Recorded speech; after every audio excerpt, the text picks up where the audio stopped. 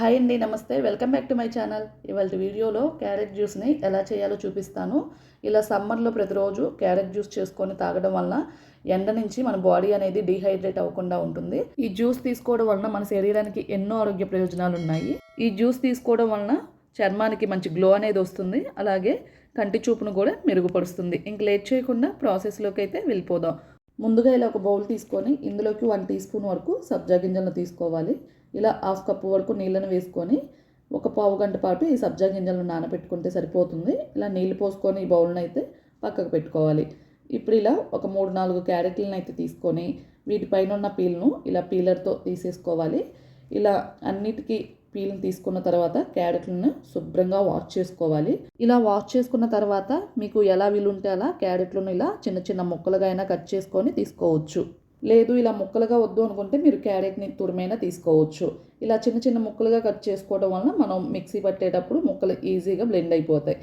ఇలా ముక్కలుగా కట్ చేసుకున్న తర్వాత ఇలా ఒక మిక్సీ జార్ తీసుకొని వీటిని అయితే ఇందులోకి ట్రాన్స్ఫర్ చేసుకొని మంచి ఫ్లేవర్ కోసం 2 యాలక్కాయలను వేసుకొని ఇలా మూత పెట్టేసి ఇలా క్యారెట్ని ముందుగా ఏమీ వేయకుండా గ్రైండ్ చేసుకోవాలి. మనం ముందుగానే నీళ్లు వేసి క్యారెట్ని గ్రైండ్ చేసామంటే క్యారెట్ అనేది సరిగ్గా గ్రైండ్ అవ్వదు. అందుకని ఈ విధంగా గ్రైండ్ చేసుకున్న తర్వాత ఇప్పుడు ఇందులోకి పావు కప్పు బెల్లం పొడిని వేసుకోవాలి.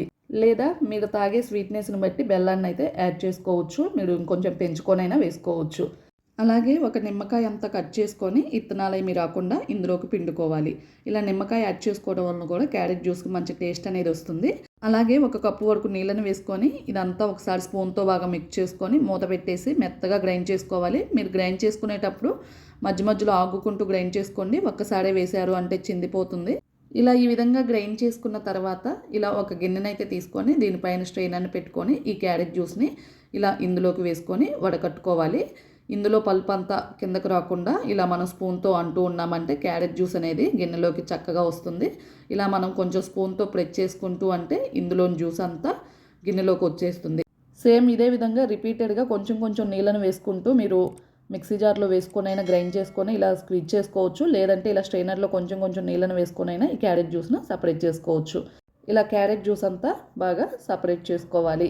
ఇప్పుడు సర్వింగ్ గ్లాసెస్లోకి సర్వ్ అవుట్ చేసుకోవటమేనండి. ఇలా గ్లాసెస్ తీసుకొని ఇందులోకి మనం ముందుగా నానబెట్టుకున్న సబ్జా గింజలు ఉన్నాయి కదా, వాటిని ఇలా 2 టీ స్పూన్స్ చొప్పున గ్లాసెస్లోకి వేసుకొని క్యారెట్ జ్యూస్ని ఈ గ్లాసెస్లోకి పోసుకోవాలి. ఈ క్యారెట్ జ్యూస్ని మీరు చల్లగా తాగాలి అనుకుంటే ఫ్రిడ్జ్లో పెట్టైనా తీసుకోవచ్చు.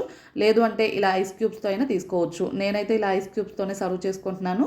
ఇలా పైనుంచి కొన్ని పుదీనా ఆకులను కూడా గార్నిష్గా వేసుకుంటున్నాను. ఇవి మీకు ఇష్టం ఉంటే వేసుకోవచ్చు, లేదంటే స్కిప్ చేసుకోవచ్చు. అంతేనండి, ఎంతో టేస్టీగా సమ్మర్ స్పెషల్ క్యారెట్ జ్యూస్ అయితే రెడీ అయిపోయింది. ఇలా చేసుకొని క్యారెట్ జ్యూస్ని ప్రతిరోజు తాగడం వలన మన బాడీకి ఎన్నో ఆరోగ్య ప్రయోజనాలు ఉన్నాయి. ఎండ నుంచి బాడీ అనేది డీహైడ్రేట్ అవ్వకుండా ఉంటుంది. చర్మానికి మంచి గ్లో అనేది వస్తుంది.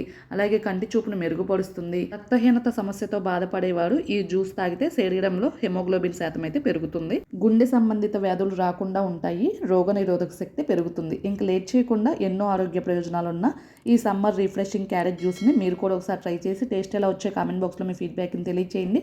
మీకు ఈ వీడియో నచ్చితే లైక్ చేయండి. అలాగే మీ ఫ్రెండ్స్కి రిలేటివ్స్కి షేర్ చేయండి. కొత్తగా మన ఛానల్ చూసే వాళ్ళు ఎవరైనా ఉంటే సబ్స్క్రైబ్ చేసుకోండి. Thank you for watching.